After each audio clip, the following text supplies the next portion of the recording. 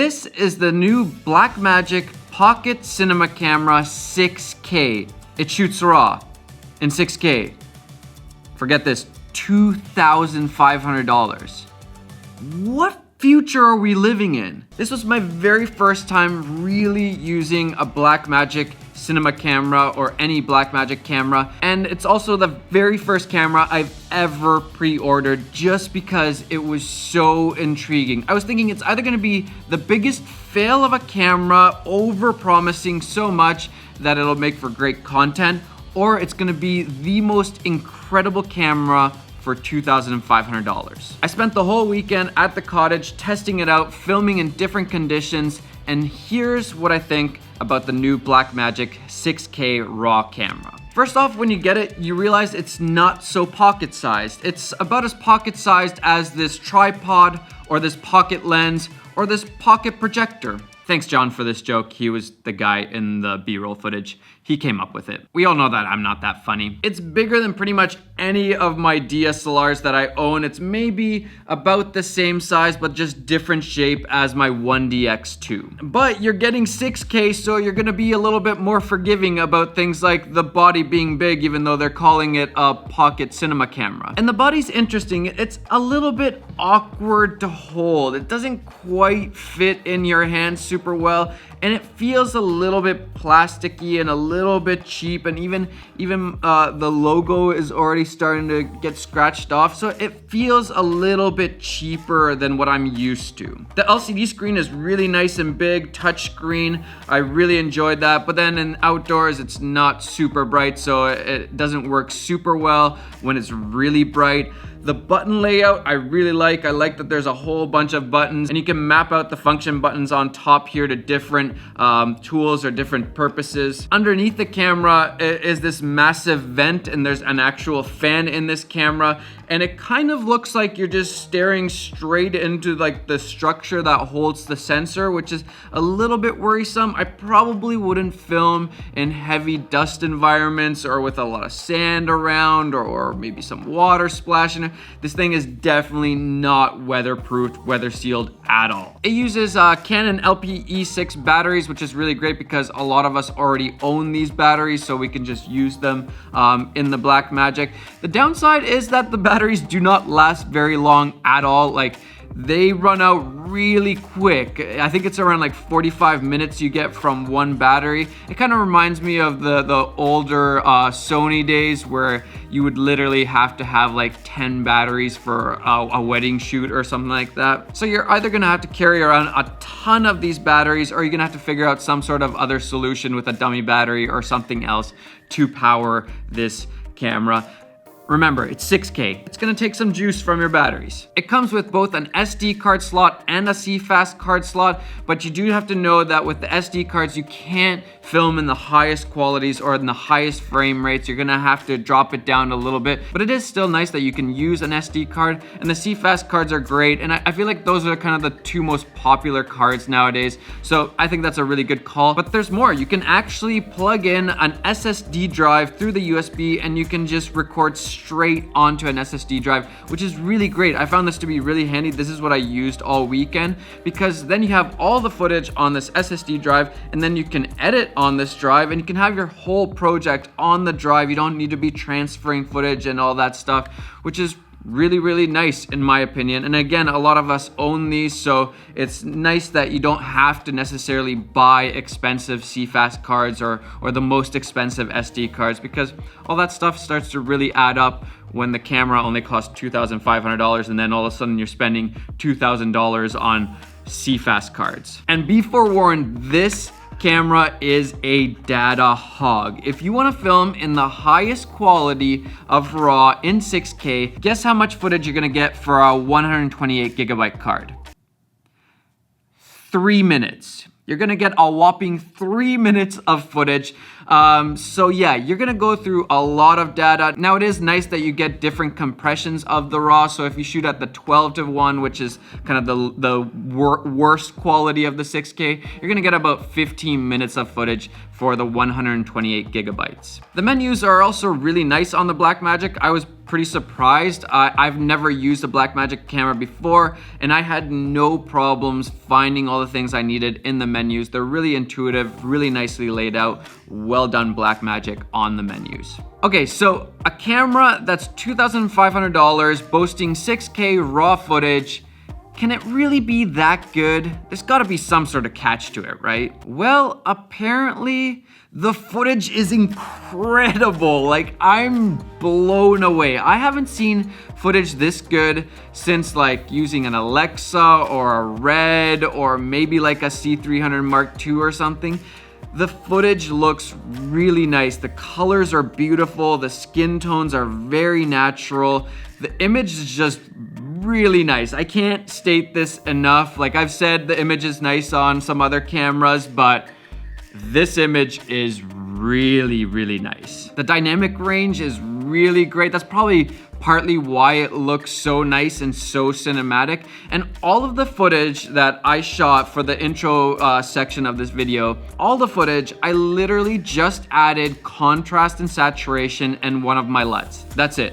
I didn't touch the colors at all. Otherwise, I didn't do any color correcting, nothing. All of that footage is pretty much straight out of camera, just contrast, saturation, and my preset. That's it. That's how nice the colors are straight out of camera, which is really impressive. And it's not just 24 frames per second. You get all the way up to 50 frames per second in 6K, 60 frames if you drop the resolution by just a tad.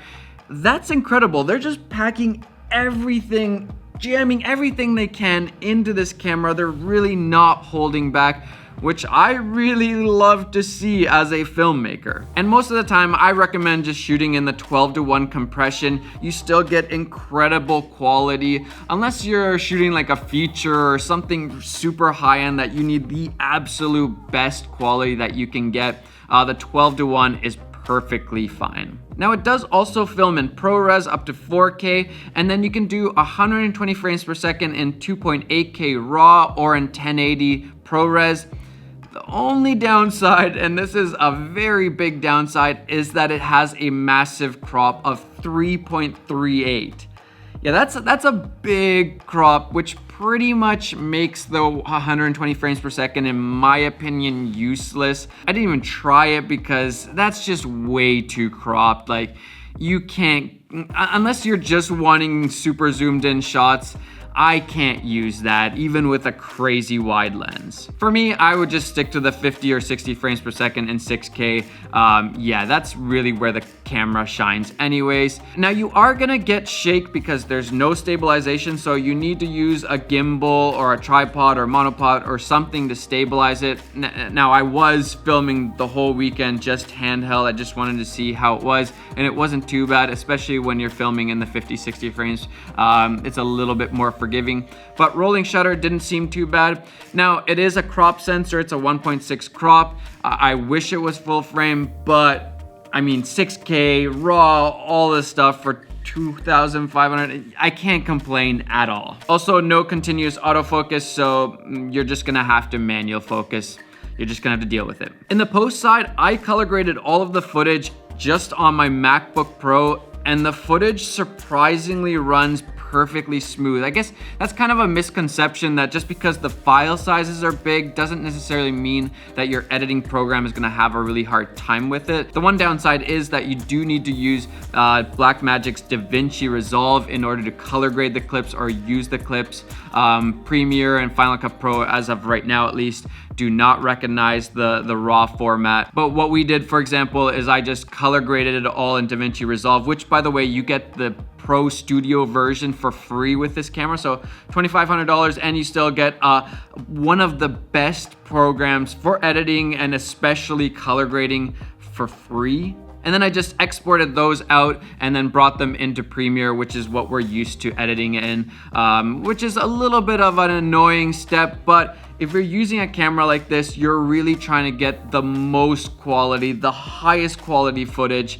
And in that case, you should be okay with dealing with a few extra steps in order to get that. And man, you just have so much room to color grade with this footage. It's incredible. I mean, it looks great straight out of camera, just adding a little bit of contrast and saturation.